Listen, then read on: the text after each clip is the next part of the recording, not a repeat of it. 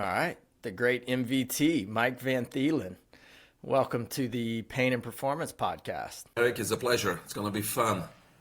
So, me and you have quite an interesting history in terms of like how we got to some of the stuff we do today. And it's quite interesting. I have one of the docs on my staff that came to America from Canada to become a physical therapist because of the shortage at that time. And it sounds like you kind of got wrapped up into the same routine. Same exact thing. Grew up in Belgium. People can hear my accent, but yes, ended up doing physical education there. Was very competitive into sports. Was 22 when I graduated. Really didn't want to go to work, so I decided to do physical therapy because I had many exemptions.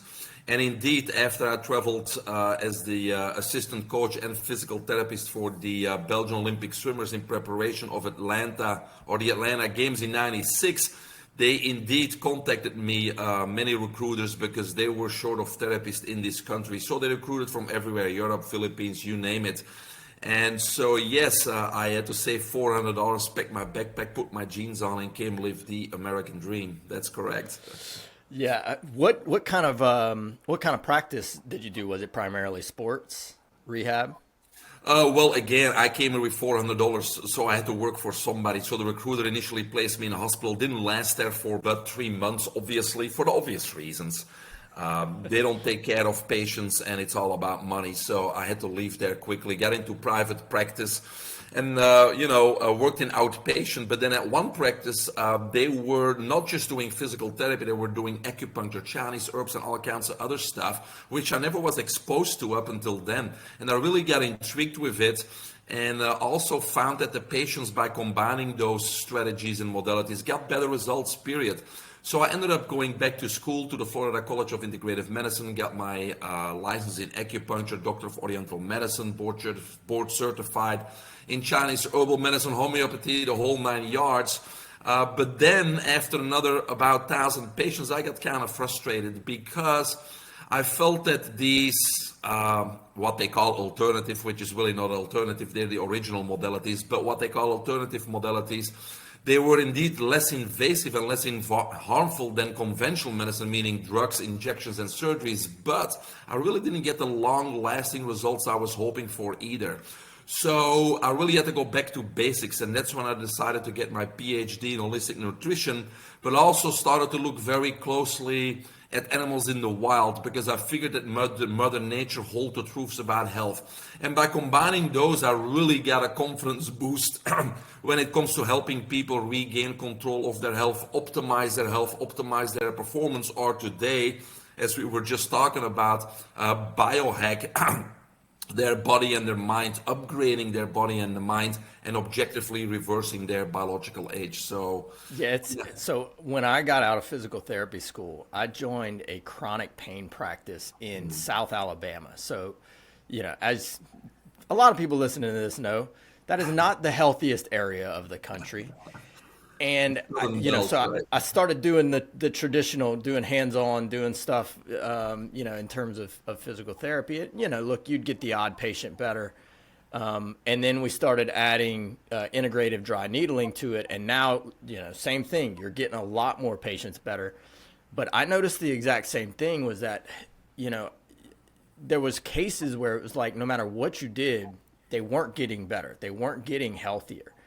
And that frustrated me to no end at that point in my career. It was like there's something missing. And look, a lot of these people had already had the surgeries and injections and were on medication.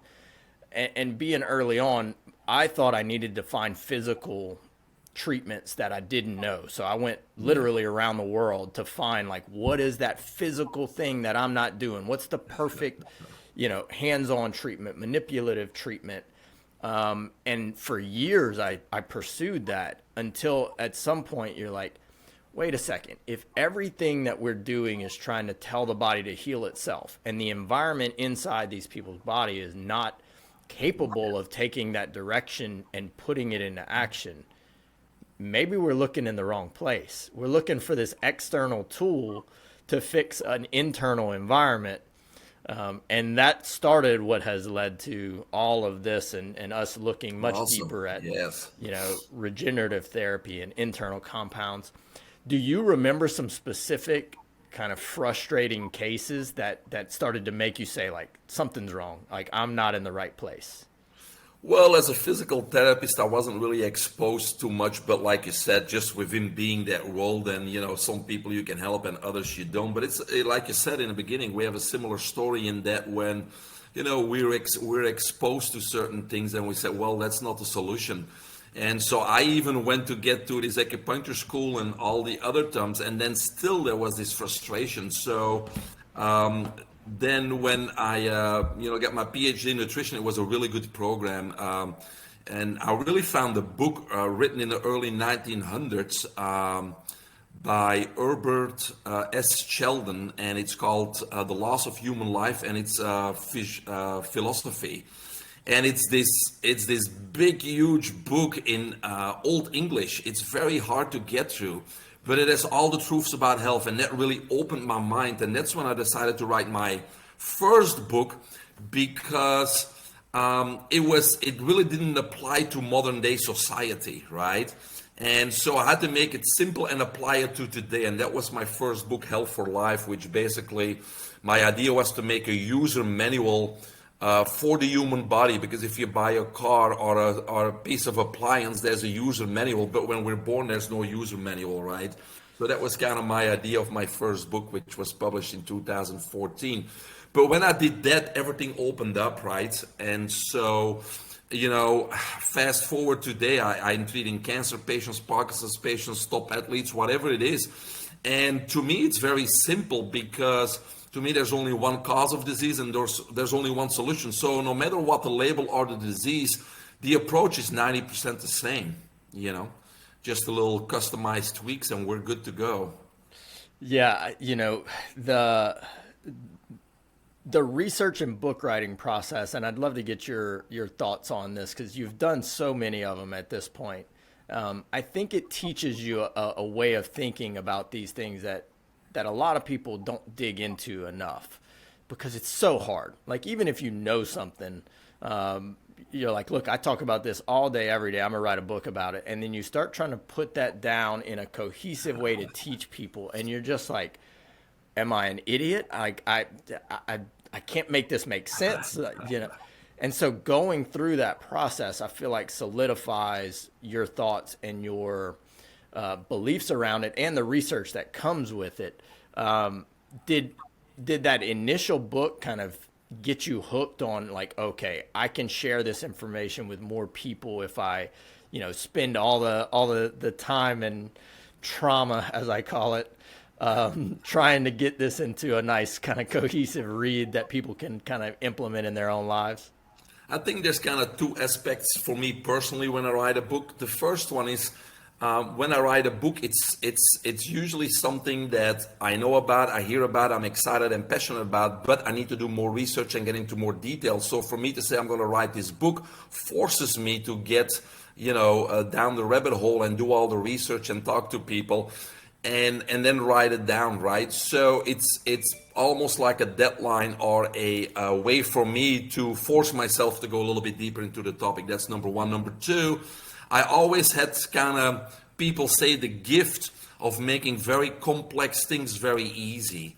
And I like to do that with medicine. I like to do that for patients when I do keynote speaking or motivational speaking. I do the same thing because I want to create those aha moments. Remember when you were in university or college or even high school and there's this extremely smart professor and explaining all this stuff and you just have no idea what they're talking about. And then 10 years later, you sit in a coffee shop and somebody, tells you the same thing in a very simple, easy to understand way. And you go, oh my God, that's how easy that is, right? And so that's what I'm trying to accomplish when it comes to health and disease and those types of things. And that's what I try to accomplish with my books. It's those aha moments and those easy to understand common sense approaches and explanations, which are very hard to rebuttal at the same time. Yeah, it's like the framework, right? Like if you create this really powerful framework for people to see something through, I feel like it makes people, like, it sits on their brain and they're like, let me think about that for a second. And I'll explain this a little bit. In your book, EMR, what is it? The invisible, what's the tagline? The invisible threat. Yeah, The invisible got it. threat. I got it right here. Great book. And so I'm reading that, and the part you get to toxemia and talk about how like toxemia is the major cause of many diseases. And I had to sit for a second and like, okay, let me sort through and try and see if I can break this down and kind of refute it, so to speak, is the way my mind goes from a scientific thing. Where like, can I disprove this theory? And started to kind of go through and write down like, okay, basically what is toxemia, and then what does that lead to, and what does that lead to? And it's just a great framework to look at health through, I think, in a lot of ways. Let's dig into that a little bit, the framework that you have around toxemia and all the downstream effects of that.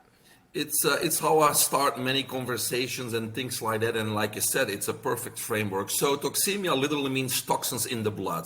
But in a little bit more detail, what it means is that on a daily basis, part of daily living, our metabolism, we obviously produce waste, we produce toxins. But in healthy organisms, those toxins are eliminated from our body through the kidneys, the bowels, the skin, etc. So no harm is done. However, if we are exposed to or ingest far more toxins than the body possibly can eliminate, then there's an accumulation of toxins in our blood and our body, and that's what we call toxemia. Now, what do those excess toxins or toxemia causes in our body? Number one, these toxins basically steal an electron from a healthy atom, which then becomes unstable, which we call free radicals. Everybody listening heard about free radicals before. They exponentially can cause us harm on a even cellular and DNA level. It's our oxidative stress, right? And then number two, this constant state of emergency, because our body's trying to neutralize those toxins and we can't keep up with elimination, so it's a state of emergency, is what we call in conventional medicine systemic inflammation. And even according to conventional medicine, systemic inflammation is the cause of all disease, right? And so therefore toxemia is the cause of all disease. So now how can we prevent all these diseases? Well, theoretically it's very simple. We need to keep toxemia in check. How do we do that? Well, we need to reduce or mitigate the exposure and the intake of toxins.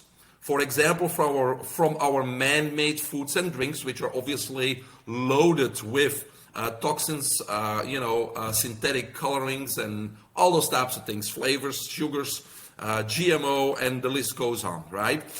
Then our over-the-counter and prescription medications, one pile of toxins. Our environmental toxins, polluted water, polluted air, our household products, cleaning products, beauty products we put on our body and our skin, all those types of toxins. And then what we're going to talk a little bit about today, I assume, is our electromagnetic radiation and frequencies.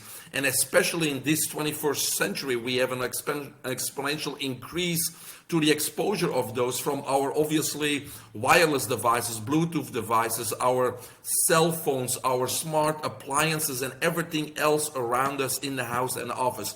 So what we need to do is mitigate and reduce the exposure to all those toxins on all those levels, and simultaneously increase the intake of nutrients that do what? Fight free radical damage, combat systemic inflammation, and repair our DNA. And if we can do that and keep that toxemia in check, then we can be bulletproof to any virus, bacteria, and any acute or chronic disease. Is that simple, right? Right. Yeah. No big deal. This is easy, folks. Let's unpack that a little bit, because that's quite the load on people. So I think I think of toxins as kind of the like external and internal, right? Kind of the external environment and how do we mitigate that? Let's start to unpack that one a little bit. So if we're looking at the things we ingest as one topic, so that's your food stuff. How do we make sure that we're not getting excess toxins from our food? What's your philosophy around that? Well, yeah, again, those are obviously your common sense things is you don't want to eat anything man-made. If you can't read it, don't eat it, right? So we're going back to Mother Nature, wholesome fruits, wholesome vegetables. So hopefully organic or at least locally produced. Ideally, which is almost impossible, but have your own aquaponics, hydroponics, or organic fruit grown in your yard. But you know, we can't ask that of the average person, so we'll need to go to our local farmers market or the organic section in the supermarket. But we still need to be aware that we live in such a complicated environment. We don't live in pristine areas anymore. We live in these towns and cities with an overload of these toxins, external and internal, right? So we also need to understand a few things, that if we get those organic wholesome foods from the supermarket or farmers market, which I highly recommend, we still need to be aware that there's a time that lapses between harvest and consumption. And during that time, still a lot of your essential nutrients are lost. For example, if you store asparagus for 1 week, 90% of the vitamin C is gone. If you pick an apple from a branch, 30 minutes later, 50% of the enzymes are gone. So we do lose a lot of value even if we eat wholesome organic foods. And that's why I always say that high quality supplements become an insurance policy. So that's your food, obviously. You know, anything that Mother Nature, and we can go into more depth because I always have the discussions, especially with the gym people. We call them the gym rats over here, the whole meat topic, right? So we can get into it or we can skip that today. You know, there's some philosophies and opinions out there, of course. So that's the food, and we got to minimize that. And then there's the question about how many times a day do we eat, right? And the answer is very clear, and it's also difficult to refute this, because although animals in the wild only eat once a day, the Greeks, the Romans, Jesus, Moses, you know, old civilizations, they only eat once a day. And our digestive system, biologically and physiologically, is only designed to really digest one meal a day. But obviously, it's the fake news, the propaganda trying to sell us, you know, a lot of food items, getting us addicted to food. And you know, those slogans, breakfast is the most important meal in the day, which is totally untrue. It's the least important meal in the day. So those types of things get us into a consumer mode and an addictive mode, right? But so it's about eating clean. It's about not having those pesticides, herbicides, and GMOs on our food. And then obviously, you know, the less you eat, the less toxins you get in. So if you can do it with one healthy meal a day, and then choose and take high quality supplements, I think those three aspects are the way to go.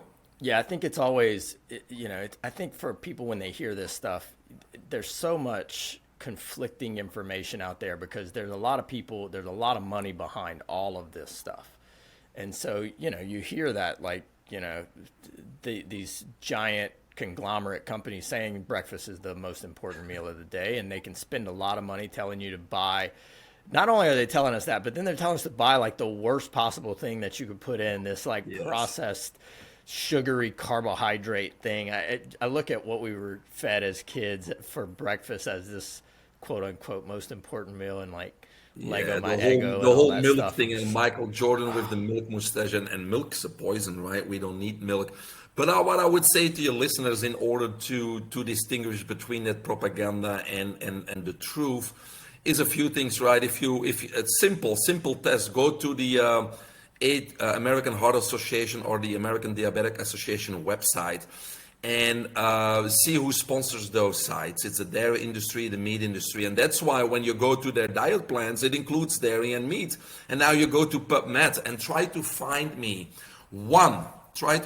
just one peer-reviewed published study that shows positive effects on any type of medical condition with a dairy product or with eating meat.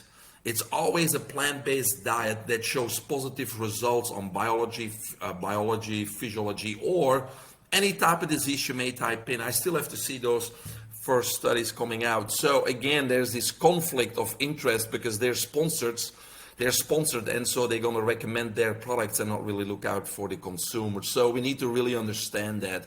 And then number two, I would say that I would do or suggest people do what I did, is just ask yourself one simple question: what do animals in the wild do? And many times you get the answer, right? How many times do they eat? What do they drink? Do they drink coffee, tea, Red Bull, juice? No, they all drink one thing: water. And their offsprings, they drink milk, but milk from where? From their own species. And they stop drinking milk as soon as they come off the breast, right? So very simple things. What do they do after a meal? They usually go lay in the shade and digest and rest, right? What do we do? That's why breakfast is the least important meal, right? We cannot overburden ourselves with digestive efforts if you want to have energy or go do something. Same with lunch. If you have a simple work day, 8 to 5, and you go for a big lunch with your colleagues and you come back, how do you feel? Everybody knows. Yeah, you're not getting anything done. No, you're not going to get anything done, right? Because your efforts have to go to digestion, and so you do two half-ass jobs: half-ass digestion and a half-ass job. So just reflect, what do animals in the wild do? How do you feel? And use a little bit of common sense to get to the truth. So if we, before we jump to the EMR part of this equation and kind of wrap up the kind of toxin part of like the things that come in through ingestion, through water, through environment stuff, what are some of the other things for that area of toxins that we can do to mitigate those effects? So like you said, look, even if I'm choosing organic, even if I'm acquiring my own food, if I'm growing my own food, we're still going to have some of those things. So you talked about eating less throughout the day as a way of mitigating that. You mentioned some supplements and stuff. In terms of improving our body's ability to clear out and deal with the toxins there, what's some of the main kind of steps that people could take to mitigate those toxins? Great question. So my first book, Health for Life, has a whole list of things we can do. But to just mention a few again, we talked about food. So what about water? We need to drink enough water because we're a plumbing system, right? Nothing can stagnate. We got a circulatory system and a lymphatic system, which is important for our immune system. So we need to hydrate enough. We need to drink a lot of water, but that water needs to be clean. And especially in the United States, we allow neurotoxins such as fluoride in our drinking water. So, we need to have some type of a system in the house, even if it's just your drinking water, because those whole house systems are expensive, but the ones for your drinking water don't have to be expensive. So make sure that you know what toxins are in your community water, and make sure that your system can eliminate those from it. So we need clean water. So that's how we can avoid a lot of toxins from our drinking water. The same with our air. We need clean air. Obviously, it's not always easy, but we just need to spend a lot more time outdoors, Go sit outdoor to get your lunch if you work an 8 to 5 job. When you come home with your family, yes, you have a kitchen table, but maybe it's not raining. Maybe go sit outside and have that dinner or have that conversation. During the weekend, during the evening, get outside, right? And outside, we get that fresh air, but we also get sunlight, which is very important. And we can take our shoes off and we can be doing some grounding at the same time. So many things that we can do, but we need to get out and get fresh air. But probably the biggest biohack and the easiest one and the cheapest one is learn how to utilize that oxygen properly, which is called today breath work. Right? Because 99.9% of us don't know how to breathe. We are mouth breathers. We are shallow chest breathers is what they call it, right? But most people don't even know that the mouth is designed to eat and talk, and this nose is what we should breathe through. 5 counts in through the nose and 6 counts out through the nose. Now think about this. This would be approximately 5.5 breaths per minute. Right now, most people breathing through the mouth breathe between 60 and 22 times. So it would decrease our oxidative stress and damage by 300%. That's a huge biohack. And people don't understand, when we breathe through the nose, it's forced much deeper into our lungs, into our cells. We also increase our CO2, carbon dioxide tolerance, which is essential. And our nitric oxide sits right there. So when we breathe into the nose, we take that nitric oxide and get that into our system, the dilation, get that oxygen into the cells. And so most people, yes, we breathe, but that oxygen doesn't get in high concentrations to the tissues and to the cells where the oxygen is needed in the mitochondria to produce that ATP and that energy, right? So breath work probably is the easiest and biggest biohack. And, with everything at our fingertips, YouTube, etc., you easily can start practicing at no cost. The best app that I think for your listeners today is The Breath Source. It's called The Breath Source. You can download it from any smart device. It's for free unless you want to follow live classes. But this app has the top breath masters of the world all in one app. And I follow my friend Travis Stevens on there. He's one of the best that I know. But again, it doesn't have to cost money. It's a huge hack. And we always talk about breathing, but that's the way to really get that oxygen deep into our tissues and, improve our oxygen utilization by 300% right there and then. So then we have our household products, the things that we use to clean our house, and our beauty products, and those we need to really start gradually replacing those with things that don't have those harsh chemicals in it, Even cleaning products, a little bit of water diluted with lemon or vinegar. Those are easy solutions, cheaper solutions, and much healthier solutions. But you can Google all that stuff and you can get those healthier alternatives. They sometimes do cost more, but you don't need to use as much of it. So it lasts much longer. So eventually you're going to just spend the same money anyways. And then we come to the topic here, right? The electromagnetic radiation and frequencies. And so because I called it the invisible threat, because people usually still, if we humans can't see it, hear it, smell it, or feel it, we think it doesn't exist, right? Right. But we all know from in school that electromagnetic spectrum, everybody had to learn that, right? And so the visible spectrum is very, very small. And then the rest, the invisible spectrum, is much bigger. So we can't see it, but it does exist. It can be measured, right? And so the big misconception, and still today, when you would Google it, you would get the wrong information, because all the truths are often, what do we call it? I'm looking for the world. Yeah, I mean, I know what you're saying. They're hidden, or they're banned, covered, right? But if we look at the research, we can certainly see, because we have been told that the ionizing radiation, like from X-rays and gamma rays, is harmful and can cause damage on a cellular or DNA level. But now we have over 30,000 studies with a scientific conclusion.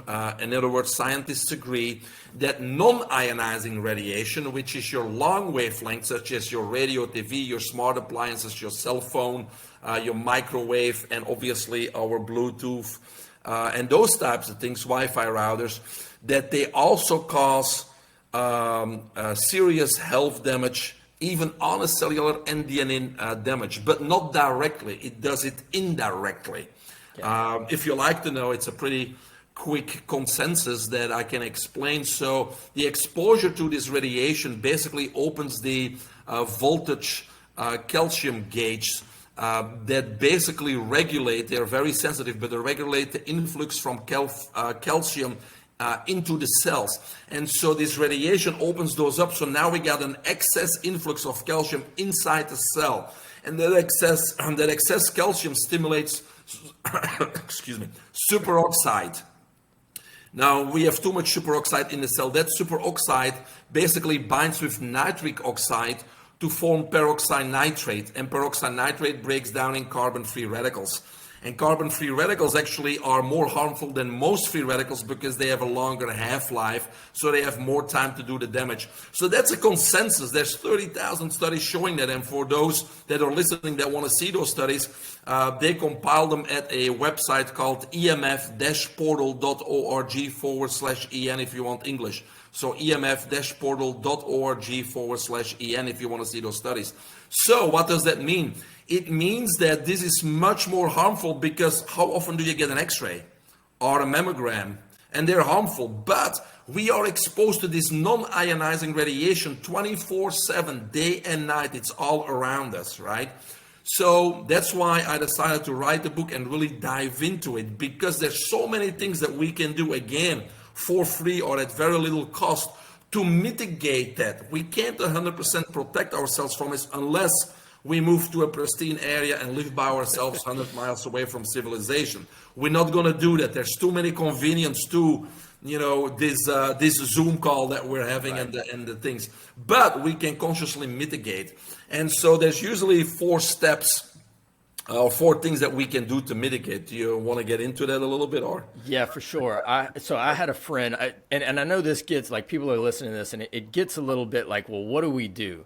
And I do want to tie this up with if you're listening to this and you've had health issues, it's at least on the topic that you should look at. So, and I've told this story before, but we had a friend of ours who, mid-40s, healthy guy, starts having a lot of headaches, a lot of health issues. It starts going in, they're doing testing on him. He's not sleeping real well. His health starts to continue to degenerate. And at some point, he had somebody say, he lived in California at the time, like, I think you just need like a change of scenery, So he's thinking about it. We leave a conference in Reno, and one of the guys at that conference talked about the power of, like, watching the sunrise and getting outside in the morning. And so he's like, okay, I'm going to go start doing that. How do I do that with where I live? He was like, it takes me 20 minutes to drive down, like, somewhere where I can get away from buildings and see it. I'm just going to climb up to the roof of my building. And so he goes up and, like, sneaks onto the roof of his building, and he finds a giant cell tower. The building had leased the roof to a cell company and allowed them to basically make the whole building a giant antenna. Yeah. And so he moves to Texas, and at, I don't know, let's say he's 52 now or something like that. One, he's healthier than he's ever been, and he's probably the one who's got me interested in this topic the most. But he looks younger than he did 7-8 years ago. I mean, dramatically younger. Yeah. And so, we hear these things. Now, he's a very extreme case, right? I mean, he was living in this, like, giant antenna, building. So it was as intense as you could get. And I don't think most of us are dealing with this, but if you got weird headaches, if we've got weird health issues that, like, we're not quite figuring out how to actually get ahead of them, maybe medication mitigates it for a little while. But I think that's when we start looking at, okay, well, is there something else affecting the toxicity of my body? So I just wanted to kind of, like, put that out. That's how we see this in the real world, where people are dealing with these health issues. And another thing that I think jumped to my awareness was looking at the whole cell phone thing. When you start digging into some of these international cancer organizations, almost all of them at least have the word potential carcinogenic effects to humans on cell phones. I couldn't find one that didn't at least say, hey, we can't say they're not carcinogenic to humans. So that was, like, to me, I'm sure they try and tiptoe around it because a lot of these companies have a lot of money. But to see that every single one of them said, like, look, high use and close contact has a potentially carcinogenic effect to humans is something we should pay attention to. So let's dive into what do we do about some of this stuff. Yeah, again, the book has hundreds of things, but we can certainly get everybody started with a few easy ones. But the first thing is there's outside of the house, inside of the house, and then there's yourself, and then there's technologies, right? So outside of the house, you said he had a big antenna, didn't even know. So it's good to kind of walk around and see your power lines. Are they above the ground, below the ground? Your smart meter, what's going on there? Your neighbors, if you're in an apartment, you may have 6 neighbors, right? So that's a lot worse than even a house, in the country. So what is your living situation, and then what can you do about it? Because sometimes when you put on your Wi-Fi, you see your neighbor's Wi-Fi too, right? So that means you are getting the neighbor's signals also. Yeah. So those are kind of an assessment that you can make. But for example, electricity, inside of the house, you can measure every outlet for dirty electricity. If you have dirty electricity, there's a very simple thing you can buy to plug into there to mitigate that dirty electricity. So what's simple thing you can do? Obviously, I would suggest you buy an EMF meter. There's simple ones, there's complicated ones, because that measures the electromagnetic radiation in your house, and you will find some hot spots. And when you find hot spots, those are the spots in your house you don't want to put your bed, you don't want to put your office chair. It's kind of an area you want to avoid, right? Because sometimes you have the refrigerator, and if it's a smart appliance, there's a lot of electromagnetic radiation coming. And on the other side of the wall, you put your kid's bed. Not a good idea, right? So kind of become conscious of this, and with the meter you can measure. But there's many things we can do. So you're just kind of like walking around the house with the meter and like, okay, wherever the lowest EMF, like we're going to have some because that's the world we live in. Yes. That's where we want to spend the most of our time. That's where we want to sleep. Yeah, so you may have to rearrange your house if possible based on these hotspots that you want to avoid. So you don't want your dinner table there, your bed there, certainly not your kids. What about the paints and stuff? I know I've heard of that. Like you can almost like use special paints that are almost curtains, reflective. everything. Yes. Have you used any of that stuff? You have shielding paints. You have all kinds of things. But let's get to the easy stuff, because you have curtains, and you can put on the inside of the curtains, you can put a certain fabric that shields also from the outside. You can do the paint, shielding paint, and yes, you can go pretty far in this. But for most people, I would say number one, dirty electricity, put filters on there. Number two, stop being wireless inside of the house. Start plugging in those laptops and all the appliances again with a grounding. And you can buy shielded cords that are grounded too, right? Your lamps, those types of things, change your electric bulbs. What else? Of course, our Wi-Fi. Everybody has a Wi-Fi router. You can buy what they call a Faraday bag. It's a little bag, put your router in it. It still works, but it won't emit the radiation. Very simple solution. Again, when it comes to the cell phone inside and outside of the house, it's the inverse law of Newton, right? So the further this phone is away from you, exponentially less radiation. So try not to put it on your head, put it away, put it on speaker. The two easy things that people can do immediately is like, when you have low bars, 1 or 2 bars, don't talk. Because the lower the signal or the worse the signal, the more the tower has to send to you. So you only want to really talk on 3 or 4 bars. If it's 1 or 2 bars, go to a better area or wait. When you're moving, whether it's walking or driving, you want to talk either, because when you're moving, the signal needs to be resent several times per second to keep that conversation going, so exponentially more radiation. So those are simple things. Don't charge it on your nightstand. Just put it off in another room, right, further away from you.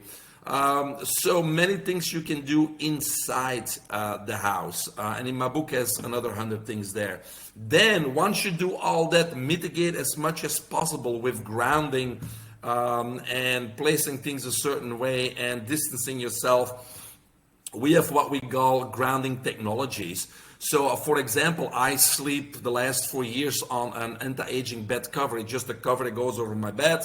I plug it in, and now I am one with Mother Earth, meaning all excess energy is discharged. But I can use that same fabric in my office chair, sit on it, plug it in, and so now whatever radiation comes through my body is immediately discharged into Mother Earth. Because we can't always walk barefoot on the beach, right? So, but this is a way while we're sleeping to discharge the negative energy that we got or build up in our system all day long, or we can use it while we're working. Also, if you guys have pets, put a cloth like that and put it in the grounding where the pet sleeps, because they have the same diseases that we do, and you leave them at home all day and they're exposed to all this radiation. So when you leave for work and only your pets are home, put all those appliances, not your fridge, but everything like your routers and your Bluetooth, make sure that's off. It makes a huge difference because it's accumulative negative effects. So those are kind of the things that you can start with that are easy and don't cost any money.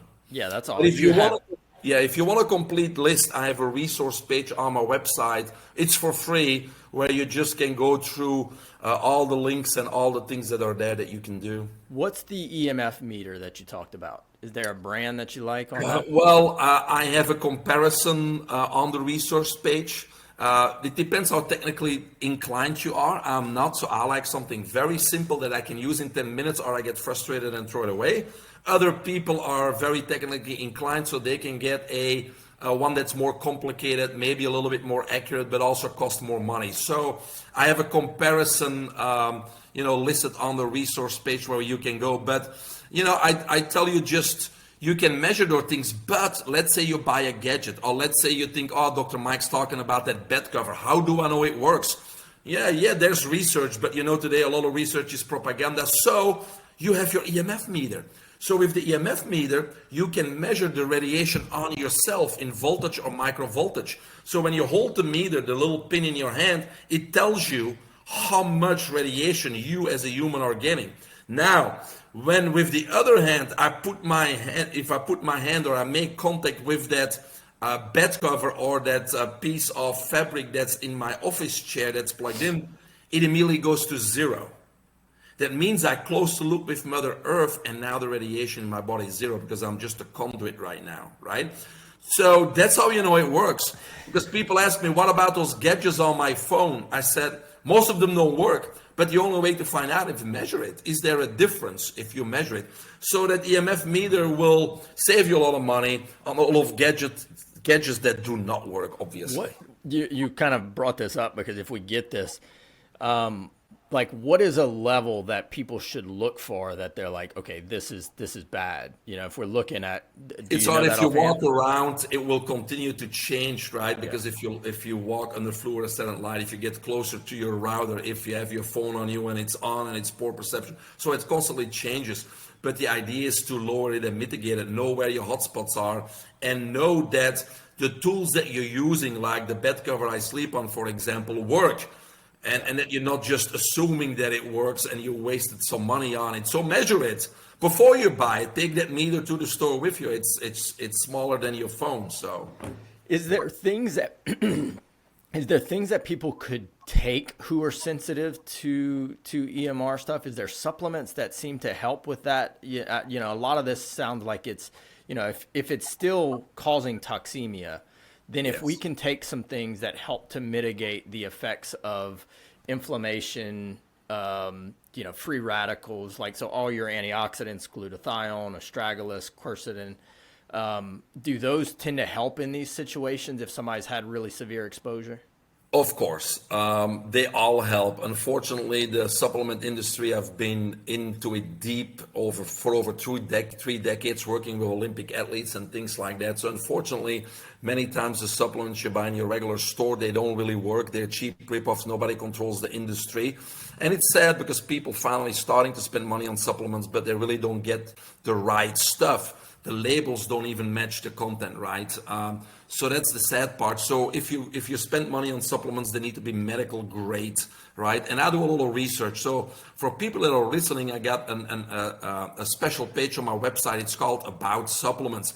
It talks initially about basic principles like toxemia. Then I have a whole PDF document on there that I wrote about the criteria to look at to select the right supplements. And then basically it shows you the supplements that I personally take and recommend. And again, that's the ones I take, but based on your condition, I may advise you take other supplements. But the supplements I take comply with those criteria, and they are usually listed in a physician desk reference. They have the latest supplements I take have epigenetic studies. They show an up or down regulation of the human genome. So when I spend money on supplements, I want to make sure they're safe and that they work. And unfortunately, there's not too many out there in the big scheme of things. But yes, so when it comes to specifically the DNA damage that's caused by electromagnetic frequencies, we actually have, Derek, as you probably know, an innate DNA repair system. It's called the ERTD1 repair system. It's a system of 17 enzymes. Excuse me, let me drink. Sure. Hydrogen water. What kind of water? Hydrogen. It's infused with Hydrogen. hydrogen gas. Yes. Gotcha. Yeah. And it's clean. But so back to those enzymes, they basically locate the damage that it's done, then send to repair the bioactive molecules to it and repair the DNA. So we all have that system. When our DNA is damaged, our body's supposed to repair it. But in 99% of us, the system does not work. Why? Because that system requires fuel. The fuel for our DNA repair system is NAD+. That's why it's a big topic in the biohacking world right now, the NAD+, right? Yeah. So how do we make sure we have enough NAD+ in our body, right? Well, we could get an NAD+ supplement or even IVs with NAD+, or we could make sure we have enough precursors in our body. For example, niacin is the best precursor to NAD+. Tryptophan also, according to research, but in a much lesser degree. So we can stimulate NAD+, but we also can make sure we don't waste our resources of NAD+. And that's when it comes to mitigating electromagnetic frequencies and radiation. Also strength training, high intensity strength training stimulates the production of NAD+, and making sure you don't eat several hours before you go to bed also saves your NAD+ reserves, because if you eat very late, then there's a lot of NAD+ that will be utilized for digestive efforts too. And then hydrogen H+, or just drinking it, right? Hydrogen helps or inhibits the breakdown of NAD+, because it's H+.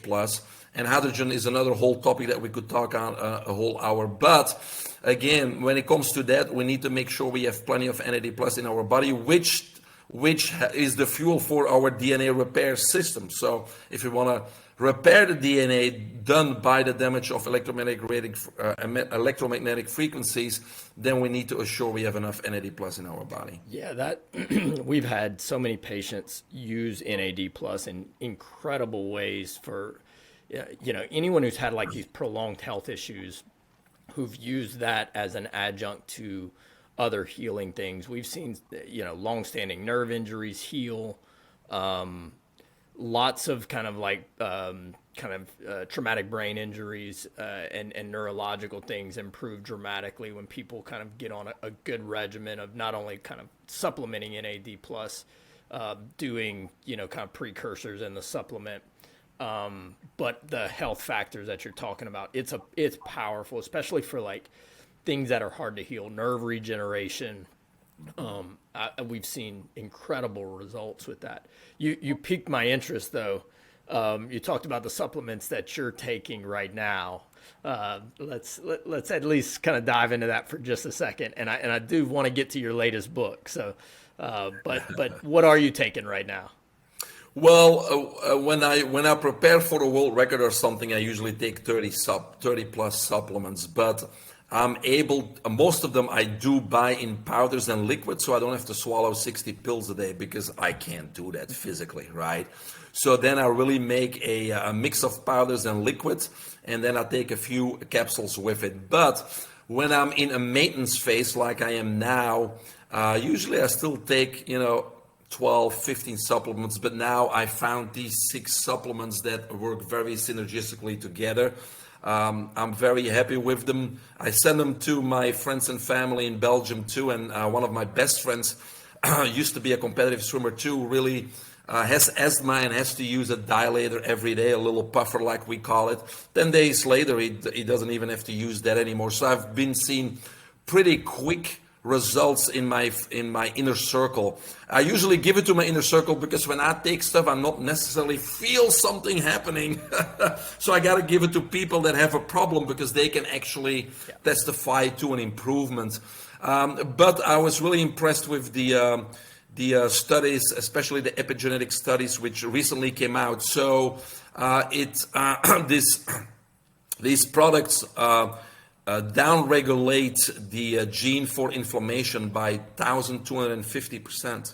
So think about inflammation and pain, and think about the fact that we talked in the beginning of this podcast that systemic inflammation is the cause of all disease. So what if you have something that downregulates the gene for inflammation by 1,250%? We also have a study that shows an upregulation of BDNF by 800%. So that's your brain, your memory, your focus. So think about depression, anxiety, ADHD, everybody that's in a dopamine overload and things like that. We also had the diabetic gene upregulates or downregulates, whatever, balances by 300%. So all these diabetics, all these metabolic syndromes. So the studies are there to support that they work. And again, most supplements don't have that. And most companies that have supplements, and that's one of those criteria that are really explained to consumers, is that when companies, whether they are just manufacturers or whether they are network marketing companies or direct sales companies, many times they come up with research, but the research is about one of their ingredients. It's not about their product. And let's say it's the acai berry. I just take something silly. Yes, the research about acai berry is great, especially if it's picked and researched in the tropical rainforest in Brazil. But what if the acai berry is grown in Mexico, where the soil is totally different, and it's not picked when it's ripe, and then it's going to a distribution center and sit there for 3 weeks before it is then coming to a manufacturing facility and then blended with other thing and overheated and stored. So there's so many things that going on that we have to look at. So there's very few companies when it comes to the supplement industry that submit their product to research, because it's the product that I use as the final consumer, and then have all the certificates, meaning where the ingredients are sourced. Are they free of contaminants? What about your manufacturing? Does that cause any solvents to be in it? Any dilution of your active ingredients? And there's so many things that come to see with this that it's very hard to find safe products that work very well. And if you're looking at some of the ingredients, maybe you're looking at it right now, there are many of the ingredients that you just mentioned, obviously, combined into a product that have these anti-inflammatory, and neutralizing effects on free radicals. Because you mentioned many antioxidants, glutathione. Again, we make glutathione. So there's still a big controversy whether or not an injection or an IV or a pill works. So we gotta go back to precursors, right? So what are some of the major kind of things in the supplement? So the research you're talking about is kind of like the different compounds that you're taking. What exactly are you taking in some of these? Well, I guess I'm taking all 6, and they're just foundational, because I believe personally that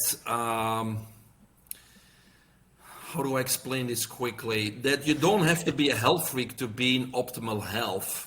Number one, I believe that I'm trying to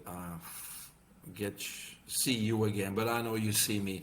I try to make sure that my body gets all the essential nutrients on a daily basis. The reason I said I don't believe you have to be a health freak, because I think it's okay to get your taco on Tuesday and your pizza and one glass of wine on Saturday and still be in great health. The problem lies in here that, if we look at health on a cellular level, we have between 50 and 100 trillion cells. Nobody knows for sure, but it's more than we can fathom. It's more than the stars in the galaxy, right?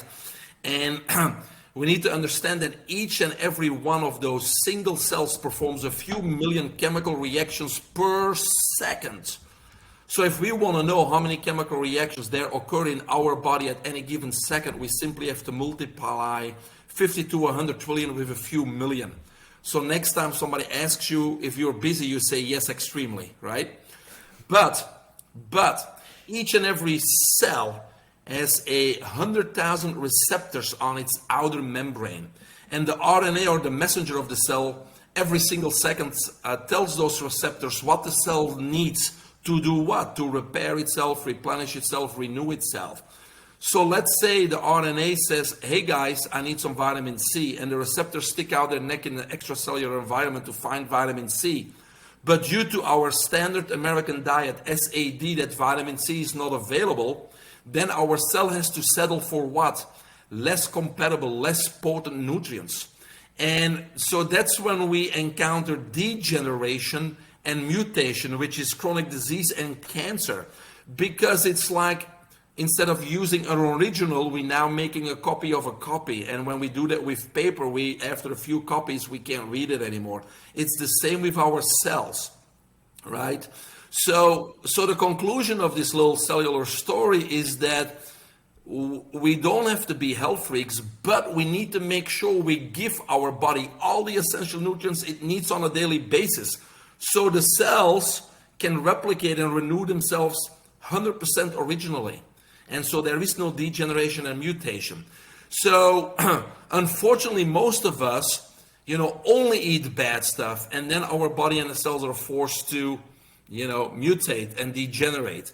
But if we give ourselves all the nutrients it needs on a daily basis, then it's okay to eat your piece of pizza and your taco on Tuesday and have that one beer with your friends. That's all fine. Everything in moderation. Those essential nutrients, and that's why I'm taking these 6 supplements. So we have basically one of them that is a nutritional foundation. It's a superfood blend with your chlorophyll. It has vitamins, minerals, your enzyme blend, your 72 trace minerals, amino acids, omega-3s, probiotics. So that's kind of your multivitamin, but on another or a much better level, I would say. Then we have a product that is called collagen, which has pomegranate, vitamin C, biotin, keratin, hyaluronic acid, and marine collagens in it. All the tissue health. Then we have our antioxidants we talked about today, right? Because we want to neutralize the free radicals. So this one has all your superfruits, your coenzyme Q10, again, your marine collagen, your glutathione, your resveratrol, etc. So that's our antioxidants. Now I do take a lot of hydrogen, I drink a lot of hydrogen water, and now finally in the US, it's expensive for now, but there's inhalation hydrogen therapy available, very good for people with Parkinson's and things like that, but I can't afford it myself right now. Then we have an immune product, so that's your liposomal quercetin, your ricin mushrooms, your vitamin C again, a whole immune blend with your vitamin D3 also. And then we got, I think our last one, it's called Revive. That's your curcumin, boswellia, black curcumol, grapeseed, sea buckthorn. That's for pain and inflammation. So I find that these products have a good combination of foundational things, vitamins, minerals, antioxidants, collagen, anti-inflammatory foods, that to me are a good basis to maintain optimal health. Give your body everything it needs to be in that optimal health. Yeah, that's a great list. That probably saves people from having to take probably 30 different supplements. And also prevents them from taking what nurse calls bedpan bullets. They don't get absorbed. So another study that's done on this one, I have it listed on that page about supplements. We'll throw links for this, everybody. Yes, my website is biohackingunlimited.com, and if you go to the About Supplement page, you find all this information and the studies. But also this company did studies on absorption or bioavailability. And as you know, Derek, most supplements have an absorption rate of 10% or less, mostly because they're synthetic ingredients. But this company showed an absorption rate of 87%. Wow, that's incredible. So pretty impressive. So, So we've talked a lot about kind of the improving the health of the internal environment and how people can do that. It sounds like your latest book is kind of probably the deeper level of that, which is how does your thoughts and beliefs affect all of this stuff? This is a whole deeper conversation, and we may have to do a round 2 because I got to like the top little inch and a half of my notes, just so you know. But tell us a little bit about IZOD, your latest book, and kind of how people could layer that on top of the conversation we just had. So this kind of started, my other 7 books are about health, right? And so during the pandemic, a colleague of mine asked me to help out pre-screening calls for medical marijuana. I said, sure. I had nothing to do. We just closed our stem cell clinic, which was a CEO of. So I had free time and I had to figure out what I was going to do next. So I said, sure. So I ended up talking to hundreds of people every week. And I was, my mind was blown on how many people were suffering with anxiety, depression, ADHD, PTSD, you name it. And yes, there's smart drugs and psychotherapy, but when I talked to these people, there was really an underlying cause. They lacked purpose in life. And so I really started thinking health is a big aspect, but what if there's no purpose in life? Then even I can't help them with health. And that's where you and I always go further and further and deeper, right? So I really needed to write a book that was much bigger. And so, so now I help many people with their anxiety, depression, PTSD, and you name it, not with drugs, not with supplements, not with psychotherapy, but simply helping them identifying their purpose in life. Because just imagine you're, just going with the motions. Life is controlling you. You're going to an 8 to 5 job. The boss bombards you with extra work. You gotta go rush home, bring the kids to soccer, deal with your significant other, not knowing if you can pay the bills tomorrow, not knowing what next week, next month, next year brings. If I put myself in that situation, I'm going to be pretty anxious. I'm going to be worrying. I'm going to be fearful about what tomorrow brings. So that also obviously develops those mental conditions. So when we can break that down and really work with these people on regaining control, not of their health, but of their life, scripting their life, being in control of their agenda, their calendar, making sure they live with purpose and passion, maybe even transitioning, which I have to do with a lot of my mentees, transitioning from their current job, because that's the first objection I obviously get. It's like, oh, Mike, you're right. Because usually it only takes an hour or a week maximum to identify their passion and their purpose. And then they're all happy when they hear it, but then they, oh, Mike, but I have 2 kids, I have responsibilities, I have a job, I have bills to pay. Yes, I know I'm not asking you to quit all that or to stop your job, but let's free up 1 hour each day to start working on your purpose and your passion, and then eventually we can transition into it. Oh, I don't have an extra hour to a day. BS. I can free up at least 3 hours with every person I talk to, whether they're watching Netflix, whether they are just doing nothing when they come home, whether even a business professional, I would ask them, how many meetings did you have today? 2. How long were they? An hour each.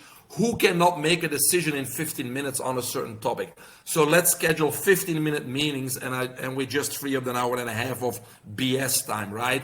So now we're going to work an hour a day on your passion, on your purpose. And suddenly, when we make a plan, when we surround ourselves with the right people, when we set goals, incremental steps, when we focus on our agenda, calendar, script our life, all that fear, all that worry, all that stuff goes away. All that depression goes away. It's so good. I heard your kind of questions that helps people kind of identify their passion and purpose. I kind of ran through that exercise. Do you have a minute to share that? Sure. Yeah, the first thing I do, because a lot of people, there's 3 categories. Number 1, they don't know their purpose if you ask them. Number 2, a lot of people know their purpose, but they're barely tapping into it. I was just talking to a few hundred chiropractors at a seminar, and they are passionate about what they do. So they definitely found their purpose. They want to help and heal people. But most of them are sitting in a small office, and they don't make any money, and they're waiting for the insurance check of $40 to come in for that adjustment. So it's like, guys, you're barely tapping into your superpower. You need to unleash it. So, who else in your community do you want to help? There's so many cash-based services. Let's go. Let's grow big, right? So it's those 3 categories. But the first question to identify whether or not you're living your purpose is, tomorrow morning when you wake up, what are you thinking? Are you thinking, I have to get up, I have to go to work, I have to do this, I have to do that? Or are you thinking, I get to get up, I get to work, I get to do this, I get to do that? And unfortunately, we know that most people fall in the first category. So that means you're not living your purpose. But then if you want me to do the exercise, yes. I usually, there's 3 parts. The first part, I ask people to write down the top 3 or top 5 topics that they would talk about if they would be doing a TEDx talk. And, for people that don't know what that is obviously most people do, but hundreds of thousands of people, even a few million people may hear that TEDx talk. So what are the messages 1, 2, or 3 messages or things, topics that you would talk about. And so your listeners, write them down, pause the video right now and write them down first. And then the second part is, let's close your eyes, right? And let's imagine you're on top of a mountain and you're looking around 360. It's beautiful. The scenery is beautiful. It's quiet. Mother Nature is connecting with you. And suddenly you notice that there's a few people walking towards the base of the mountain.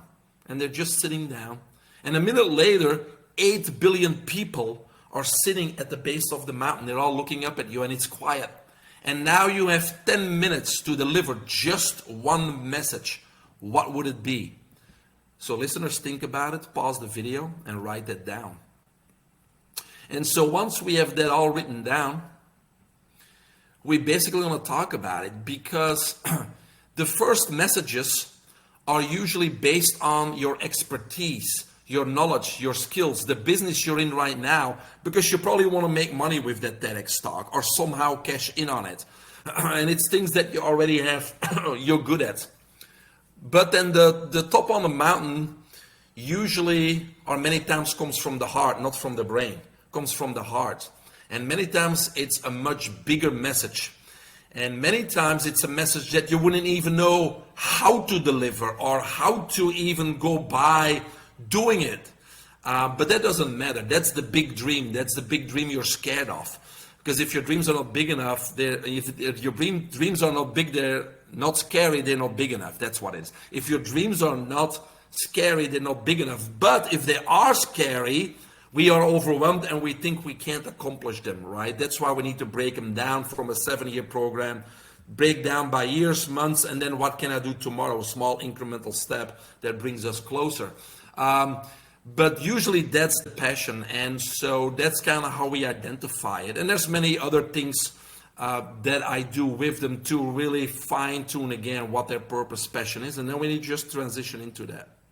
I love it. I love it. I think all this stuff ties in together way more than people think. You know, we talk about it in our office, like improving health and changing pain is truly changing the world, because, you know, I can't imagine how many great impacts have been taken from the world because somebody was suffering from health issues, so they could not even go there with their brain to like, oh, let me identify my purpose and passion in life, because they were so preoccupied dealing with these health issues. So I think what you've done, even though it seems like it's a little twist from what your previous books were, it is actually a very natural transition of, okay, now I'm getting healthier. What do I do with this health? What do I do with the extra longevity that I have, with the extra health span that I have?